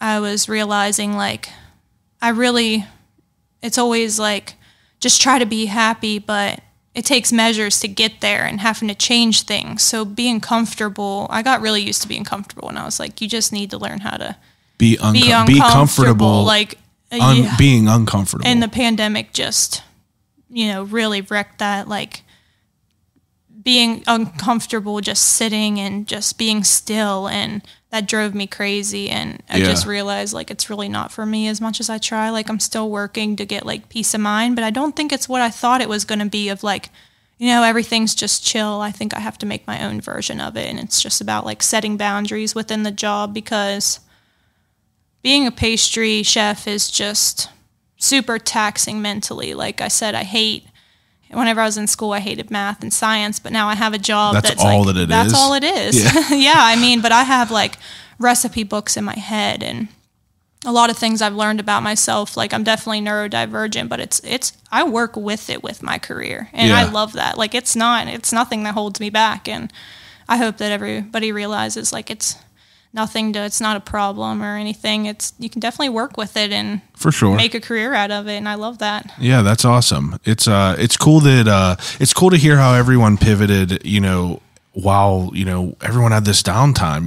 It's cool that you were, trying to just figure shit out and figure out ways to still do what you love to do. Yeah, I was like just doing all kinds of stuff at home. I was like sewing scrunchies and selling them on my Depop. I was baking for friends that I, do a porch drop off because it was weird to go from unemployment of not work for a month, and then COVID hit, so it was like I was off work again. Yeah.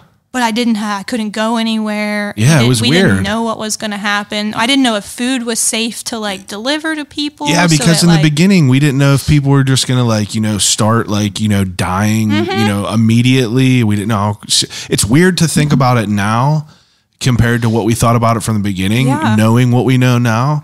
Because back then, we were wearing fucking gloves and not everyone, but like people were wearing gloves and face masks, wiping off their groceries. I wiped off my groceries. I'm not gonna lie. I did.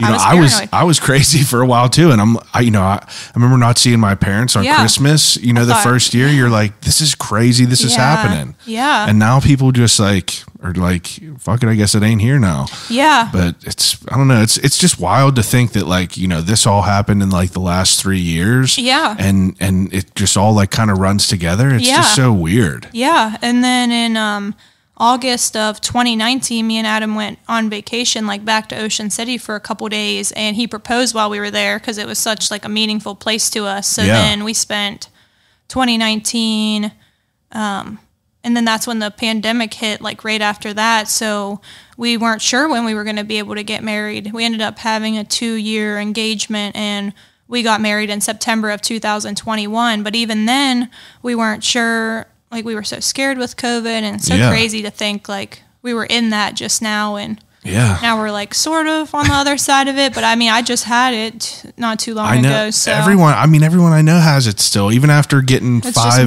vaccination shots. Yeah, people were vaxxed up, everything, and it's just a reality now. It seems, which is completely weird. Yeah, but. To kind of get out of the regimented, you could be only open at 10%, where the Abbey could be back open at full capacity. You're obviously, I assume, happy whenever that happens. Yeah. So they were able to they turned their awning into a counter, and then they had the outside patio. So the summer was really great during COVID because you had the outside seating and people felt safe being outside. So I had a little case that the owner there bought me, little glass case where I would sell cookies and cupcakes and stuff just to have something during the pandemic. And this is where I took on more of a managerial role there because I noticed other things I could be doing. And at this time, Nicole had bought a house out of the city and needed to move, and it just wasn't feasible anymore to drive to the Abbey. So, and we were still in COVID times, and we didn't really have enough work for the both of us. We were just kind of making up stuff, cleaning tasks to do every day for us to get our hours and get our pay. Yeah. But Nicole ended up leaving, and I was by myself for a long time. I've been at the Abbey 3 years now, and for almost 2 years about 2 years I was by myself. And that's whenever I started making the burger buns, and it was like the pizza dough. I was like, all right, I'm getting to a point where we're making more of these, and I got to come up with how to do that volume. And I was making 2 batches a day. I make about 45 in a batch. So I was making 2 of those a day in the summer. And I mean, it's just exploded because it's such a popular menu item for us. So me and Nicole started with a challah dough recipe that she had. But over time, I guess I would still consider it a challah dough, but at this point, You're talking about for the burger bun? yeah. So for What is challah dough? So challah is a Jewish egg Oh, dough. okay. Challah, yeah. Yeah, it typically has that dark outside. Yeah, I didn't know. It's hard to hear it. Yeah. But yeah, I think it's like, I don't think I pronounced it correctly. I know it's what you're saying challah there. or what, yeah, so we start with that recipe, but we also are working in the basement of the Abbey. So the Abbey used to be an old funeral home. So this is right on Butler Street in Lawrenceville. And it used to be an old funeral home. It's right across from Allegheny Cemetery. And we work in the basement, which supposedly is where like all the stuff went down. Yeah, I mean, but now it's totally transformed into a kitchen, but it's not temperature controlled. So with these burger buns, I have to totally base them on the weather almost every day. And it changes in the winter, in the summer, but I keep them super consistent. But it's definitely transformed from that original dough into something completely different, because we first started out making the dough and just rolling it out, proofing it, baking it. And they would be these sort of thin buns, dark on the outside. But I started, one day I think I needed to take off a couple days of work. And I was like, I got to make this dough because I need to have it when I come back. So what if I throw it in the fridge? I'll roll it out when I get back. So when I did that, I make these buns. They're the most beautiful buns. Like they puffed up. They're really tall, golden on the outside. So from there, I definitely adapted that cold proofing method. Okay, yeah. Yeah. Just like out of a matter of chance. And that's what's happened. Pretty much everything I've made. I never really watched baking shows. They're not realistic. I think American cooking shows are they're so fast and dramatic, and especially learning. Like one of my best friends was on Hell's Kitchen last season or season before that came out on the Young Gun season. So she kind of gave me some insight of like what it's really like, and it's definitely a lot of production that goes into it. So I never felt like I could learn from these types of things. So whenever I worked with that first pastry chef, she got a lot of her recipes out of the Joy of Cooking book. It's from like the 1960s or something. So I definitely find myself just looking in a lot of old cookbooks and stuff, rather than like I'll watch YouTube videos if there's something I'm really interested in learning. Yeah, there's some ways, like techniques, how people are doing it. But Instagram, and a lot of things I see it and I'm like, okay, I know how they did that at this point. I can replicate that. Or a lot of things I've had the freedom of just seeing how they come out, and then it's like my version of it. Yeah, and adapting it. Yeah, so like a lot of things that have became mine came from mistakes, and these burger buns are definitely a product of that, of just trial and error. But I can say in the thousands that I've made, I've probably only had four to five batches not come out right, because I don't let it from the beginning of the process get messed up. Like I know whenever I'm putting the ingredients in, what it should look like when it's mixing. You can fix it from there, whether you need to add more flour or more water or egg, how it should feel. I go based on feel and smell a lot. Yeah. So I know now how it should look and feel, and you got a whole system down. A whole system. And in August, right before I got married, about a month before, I started getting stressed out about taking off work for 5 days to go. We got married back in Maryland, down at Deep Creek, and I was like, I got to take off work a couple of days so I can travel. I got to find a helper, because they go through, in the summer, like 100 of those burger buns a day probably. And if I'm making 45 at a time, I have this little 30-quart tabletop mixer that I use right now, because the Abbey's been in construction since I started working there in that spring. They started adding on like a huge new addition to the side that's going to be like an outdoor bar with street food. There's going to be an ice cream parlor. And then there's like a new bakery space they built underneath of it, because they wanted to expand like the things that I've been doing. So, yeah, so it's super cool. Just looking forward to that. It's just a ton of like waiting on plumbing and inspections and things. Like it's years in the making, but it's not temperature controlled. So just working with that every day and adjusting like humidity levels. That's something I just started getting into because I didn't even really know about it. But because bread, I never really had training on bread. I pick a bread and I master it, and then I don't want to like learn all the breads. I just want to pick one and get good at that and get it to taste good. But yeah, I brought you 2 of the buns today, so you can make a sandwich on them. But they're like they're like a big dinner roll. I roll them and we hand roll them. There's probably a video on my Instagram, but the process. I do have a proof box there, which excels the proofing system definitely by like an hour. Because it's like a little box of humidity that it just allows the yeast to flourish. Yeah, I was going to invest in one whenever I was doing sourdough, but I just never did. You can make other ways. I mean, I put mine in my oven, and then I preheated my oven one time and it ruined my starter. Cooked it. Oh no, because I was pissed. It dies. Yeah, that's something I learned, that yeast dies. I started smelling rubber burning. That's why. But I would put a rubber band on the jar to see it rise, to see if it rose or not. And I put it in, and it was preheating, and the rubber band was melting off. And I was like, what the hell is that smell? And then I was just like, damn it. Oh, it died. Yeah, it died. But well, if you ever want to start again, I have a 3-year-old starter. It's about to be its birthday on 4/20. So nice. Yeah, I feel me like and I Nicole have to started that on 4/20 of 2020. We were bored when 4/20. So we were like, let's start a starter. I think mine was on like April 6th. I for some reason I remember I watched it because of I started it because of Brad Leone and Claire Saffitz. They had that sourdough video, and I was just like, I have nothing else to do. I'm laid off. I'm gonna start baking bread. Yeah, that's kind of where we were, and just wanted to have fun with it. And it's fun to do. Yeah, we would use that sourdough bun recipe that we used at NX, and we started making loaves at this point to make paninis, because that was when the Abbey was doing Grubhub stuff. So they had like a vegetarian panini. Ah. And I was like, I can make sourdough for that. So that's also where the giant loaf was born, that turned into a viral TikTok video that I did not expect, that probably has like 10 million views now, of me cutting open a giant loaf of sourdough, because I thought there was a big air bubble in it the way that it felt, but I cut it open and it's just a giant loaf of bread. So it's like a perfect crumb. Yeah, I mean, it's super like chewy and fluffy, and that came from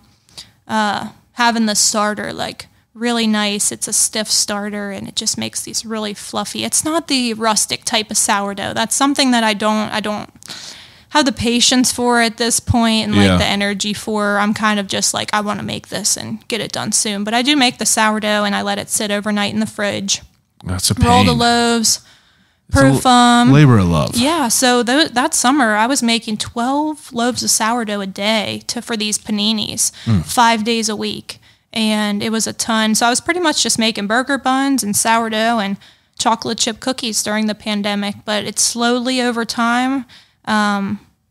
Valentine's Day, I made a special chocolate mousse cake for dinner, and people really loved it. So I added it onto the menu. A couple months later, I added on another dessert, and it's just slowly built up from there. That's awesome. Yeah. Now, what is what are your goals now with this? So I have so many possibilities and different things I want to do, because with Adam being in the industry too, so he graduated with all 3 of the degrees that they offered. So he wasn't sure if he wanted to do something with dietary or hospitality. He ended up going into front of house stuff in restaurants. He was a bar manager. So we say now that we'd like to have something one day where like I'm cooking and he's doing front of house stuff. And we've always talked about having a diner. Like I love that old vintage feel. Oh, yeah. Very romantic. Yeah, but I think in the last few years, I've really taken an interest in doing wedding dessert catering, and nothing has fit the mold. And especially with me, whenever I was engaged, like trying to find somebody, I just couldn't find anything that was interesting. Everything's like wedding cakes or cookie tables. Yeah. And so I think that's something that really inspires me, is you want to fill that void. Yeah, so me and Nicole did a cheesecake bar for our first wedding that we did together. Oh, so wow. each guest gets a piece of cheesecake, and then you go down through and you get different toppings. And guests love that because Yeah, it's I love interactive. that. Interactive. It's something different. That's what I want. I want to put as much chocolate on this as I want. Exactly. You've got like fruit and cookie dough and brownies and like whipped cream. Cool. And, it's a good idea. So since then, I've mostly done a couple friends, and I actually did my own wedding cake and then a cookie table. But I did have Adam's grandma make some cookies, and then my cousin make some cake truffles. And I did a lot of candy because I also love to eat candy. So I just had like this table with that, and then we had a small cake that we cut. People were definitely surprised by that. They thought with me being a pastry chef that I would have like elaborate wedding desserts, but that was the last thing that I was concerned about. I can't even believe you did your own. I was like, I get 4 days off, but I just couldn't justify paying somebody else to do my cake whenever. I whipped it up the day before I left for the wedding break. I did it at work, put some gold leaf on it.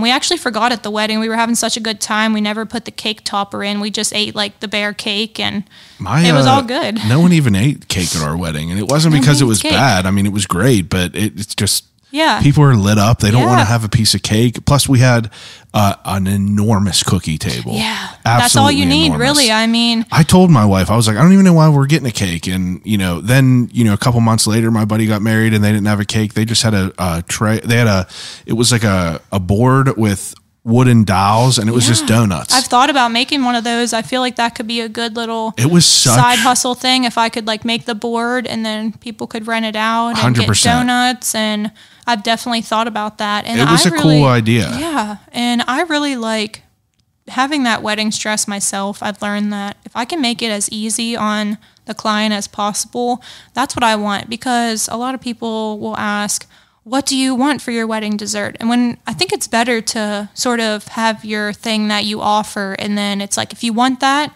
you're picking me. If not, you can go to a bakery, but this is my thing, and this is what I do. Yeah. I'm really into doing like the grazing tables and charcuterie, which also kind of ties in with dessert. Like every job I've done, pastry also made the charcuterie boards through the restaurant. Like they just tie together between the fruits and the breads and cheeses, and they all sort of work together. So I end up taking on the charcuterie boards too. Yeah. I mean, it's always fun to do that. Yeah. Now, speaking of that, you are doing charcuterie boards and a couple other things for Valentine's Day. Yeah. So Talk on that. Yeah. So I decided to do something a little extra for Valentine's Day, and I'm pretty full on the chocolate covered strawberries. So I probably got to cut those off. I don't want to get stuck not being able to find enough strawberries and all that stuff. But I'm offering charcuterie boxes. I'm going to make those for 2 people, but you can definitely eat it yourself.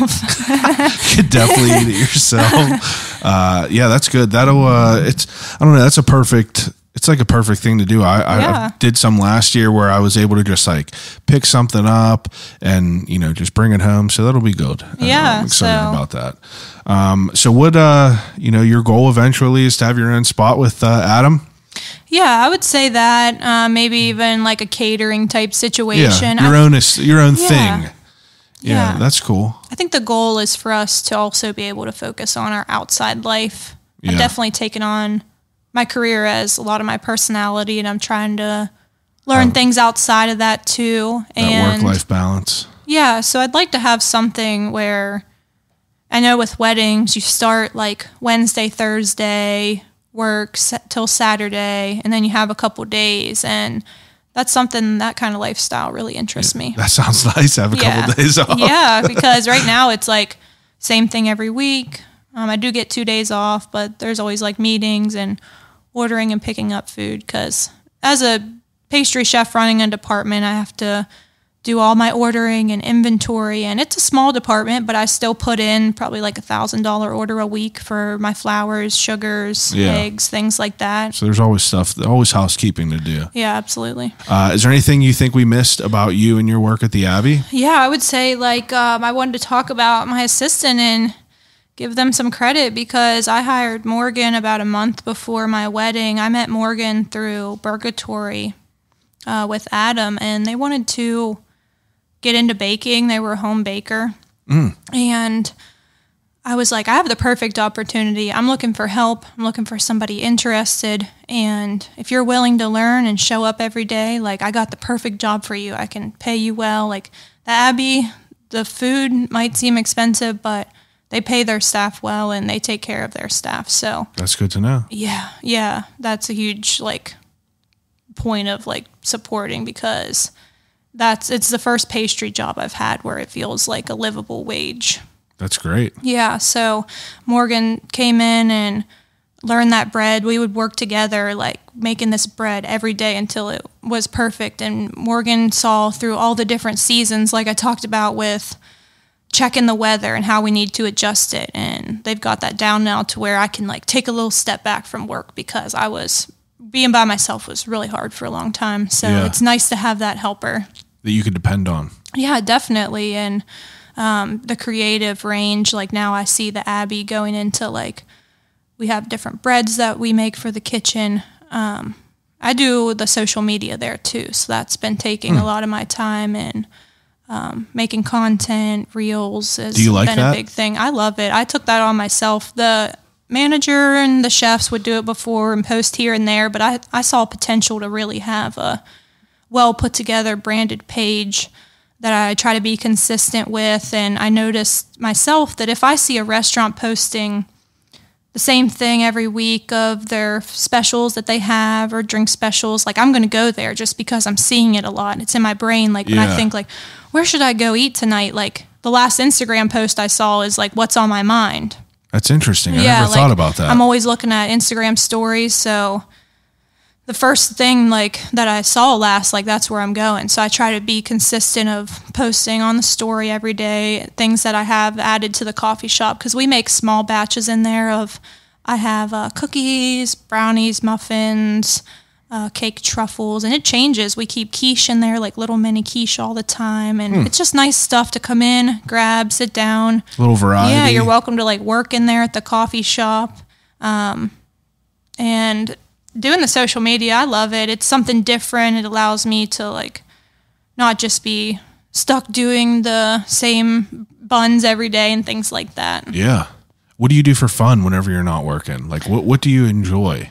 I would say, depending on the season, in the summer, I like to get outside. I have a pretty decent yard at my house. So I have a garden.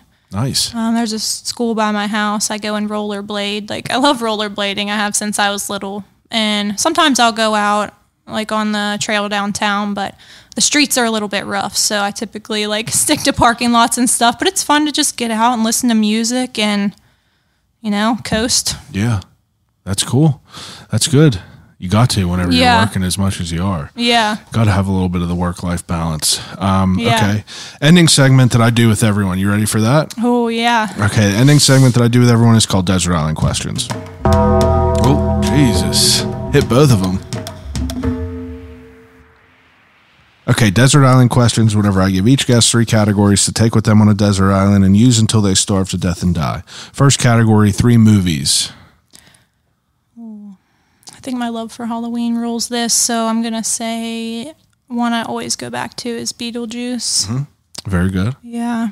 Probably Silence of the Lambs. Also very good. Yeah. I feel like The Goonies is coming to mind because that's such a nostalgic thing for me. It's like always a go-to. That's fantastic. Yeah. Those are good choices. Those are 3 good ones for sure. Silence of the Lambs, The Goonies, and then the first one you said was Beetlejuice. That's a good balance. Yeah. I'm going to see the musical in February, so I'm excited. I saw that was coming. That looked like it was something cool. My friend scored us tickets, so I'm super excited. Yeah, that would be a cool one to go to. That's one thing I do want to go to more, like Broadways and plays and stuff like that. Yeah. That should be a good one. Second category is, do you read it all? No. Okay, now let me ask you this. What are your 3 favorite desserts? Probably things that I can't, like, get all the time, or just those easy things. So, like, soft serve, vanilla ice cream. I just love soft serve ice cream, the texture of it. That's good. And probably cheesecake. So good with the crust. I what love kind a of good topping? graham cracker crust. What topping are you? Do you probably choose? Cherry? I like the tartness in contrast with it. But I can go like chocolatey sometimes too. My mom always wants a turtle cheesecake for her birthday, so got the caramel sauce. And that's pecan. good stuff. Yeah. Okay. Now, third category is 3 CDs to listen to over and over and over again until you die. I would say Purple Rain. Oh, yeah. Yeah. That's I just one. saw Purple Rain at Row House 2 weeks ago, so that was so cool. That was the first time I saw it, so it was really cool to see the soundtrack lineup with the movie. I don't think I've ever watched the whole thing. Yeah. I've always saw clips of It's it. like, Definitely weird. yeah. Definitely weird, but I've only ever seen YouTube clips of it, but that's cool that they showed it down there. That would Especially be something to seeing see. that, because I've never seen Prince in action like that. Like, Yeah. Yeah. Is he a good actor? It was funny. Yeah. It was For weird. what it is, it's it good. was like, yeah, there's some weird scenes. Okay. I'm really into EDM music. So probably Odessa in Return is like a really solid album. I love Odessa. Yeah. I don't know a good bit about it, but I do know of them. They're Yeah. pretty popular. Yeah, they're going to be at Bonnaroo this summer, so I'm going to go. Oh, wow. Yeah. Bonnaroo. Yeah, I'm excited. That would be cool to go to and Yeah. experience. It's going to be a road trip. Yeah, my barber, he's going to Red Rocks on 420 for the it's Sudden Death. They do, I mean, they're more of dubstep, but I'm thinking about going out there. It should be Do sick. it. I mean, Red Rocks is insane. I've never been, but We I've went seen, there like, whenever there was no show. Like me and my wife just went and like visited and just walked around in the daytime while people were like working out there and shit. But it's absolutely insane. they say the sound is. Colorado is Measurable. just wild in general. It's definitely the nicest place I've ever been. Yeah, I gotta Loved go. it out there for sure. Okay. Probably Flume's self-titled debut. That's another solid like EDM. I listened to that since it came out. I was like, I don't know, 12 years old, so it was like pivotal in my teenage years, and That's it was good. something like I worked out too. Like that was a big thing for me. Was like music really motivated my athletics. Yeah, that's those are good choices too. Yeah. To listen to them over and over and over again. Yeah. Okay, third to last question is the death row meal. So you get to pick an appetizer, a main course, and a dessert. Last meal ever. Appetizer, I'm gonna have to say nachos. It's probably like my favorite. You have a topping? Or you like the works? Or? I like the works. I honestly am not too picky. I like all the way from your like ballpark nachos up to your like boutique fancy end. nachos. Yeah. I just love it. I love I honestly like when they sit a little bit and the little chips soggy? get a little soggy. Yeah, I and love that. I just love a good queso. Honestly, Denny's has really good nachos. That's like Denny's? me and Adam would go there. Wow. Whenever I would get off from work at like 1 a.m. and yeah, we would go crush some Denny's nachos. I just saw on a reel the other day that instead of getting rice at Chipotle, people will put nachos at the bottom instead of the rice and get nachos made up. And I was like, man, I got to try that. Yeah, I do that at Qdoba. I get everything in the bowl and then the chips on the side, and then I just kind of dip it. Amen. That's a good one. Okay. Main course. Probably crab legs. That's I've just always loved crab legs. Yeah, It's like a crab Maryland legs. thing too. It's good stuff. I like, I'm not like a blue crab guy, but I like a king crab. I don't like a lot of the work, but a little bit. Yeah. Got to have a full big crab leg. Yeah, me too. Okay. Third is your favorite dessert. Kind of did it, but Yeah. But probably Matt's lemon icebox pie at Streets. That's good. Love that shit. Whenever they did the beer tasting and they paired that sour beer with that, it was just, my tongue just exploded because it matched so well that it took the sour away from the beer and you could just taste the sweetness of the beer. Yeah. Yeah. The whole meal was pretty incredible. Yeah. Definitely. That's a good choice. Yeah. Good choice. Okay. Second to last question is, if you're going on a road trip, you get to pick a snack from a gas station. What is your choice? I'm trying to think because I was just at Sheetz last night. I'm like, what did I go for? I would say a whatchamacallit. Wow. Whatchamacallits. Yeah. I've never had one. I've told someone on here who picked it. They picked a whatchamacallit, and I told them I never had it, and they were like, you got to have it. And I told them I would, and I still haven't. Yeah, it's but I good. gotta It's like try kind it. of crunchy inside, and Yeah, I got to try that out. Yeah, I love gummy candy too, so I go for that a lot. I like some peach rings. Yeah. I get down on some peach rings and some yeah. melon rings. That was the best part working in Ocean City. They have all those candy stores along the beach, so I would go there. And what was your there was favorite one pizza in across the street. Ocean City? I actually really liked the little places that nobody would ever go, and there was a place. What's like it the was popular one down there? The dough roller. Oh yeah, Is dough a roller. really big one. I do like that pizza. Yeah, that one. And then I'm thinking of another. I'm thinking of Grotto, but that's in Delaware. Yeah, I've heard of that. Rehoboth. Yeah. Yeah. Okay. Yeah, that makes sense. Yeah. Okay. Last question: if you could have a conversation with anyone alive or dead, who would it be and why? Probably Mac Miller, because that was one of the reasons that I wanted to come to Pittsburgh for so many years. I thought it was so cool that somebody I started listening to him on YouTube whenever I was young, and I was like, he's so close. He's only 2 hours away, and then to see him like grow his fame, and that was the first concert I went to, like 2 hours away. My cousin drove me, and where was it at? It was in Baltimore, Maryland, and it was a super small venue. It was the Blue Slide Park Tour. I was only like 16, and that was the first time like everybody in there was smoking weed, and we were on the second level, so it was raising up, and I was like, I feel weird. Like it was definitely a contact high, and I was like sick on the drive home that night, and I didn't understand why, but I just laughed whenever a couple years later I was like, that's what happened to me. Like I was in this room that it was just hot boxed in there. That's hilarious. Yeah. Yeah, Mac Miller. That's a good answer. Yeah. Yeah, that was. It's a shame he's gone. I still listen to his music all the time. I remember the day I was working at Enix and my coworker saw it, and I just was devastated. And I went to Blue Slide Park that night and hung out a couple hours, cried for a while, and it just felt so personal. And the whole town was grieving. It rained for days. Yeah, that's a good point. I forgot. Sometimes I forget about all that, but he's the only person that's the only photo that's hung up in here. Yeah. That's probably, I always ask people like who I would like to talk to, and like, it's usually like, Richard Pryor or Robin Williams, but I feel like, that might have been an attainable person. Yeah. In life. Yeah. To talk to Mac Miller. Yeah. And he seemed like cool dude. Spiritual, cool. Like I would honestly love to have a conversation. Yeah. It's fucking wild to think that like, the music that he put out before like his demise is what it was, because what would he have been whenever he's a 40-year-old man sitting at a piano? Yep. Wild stuff. Yeah. Very sad. Well, to end on a sad note, no, I'm just kidding. But I appreciate you coming over and talking to me about all you do.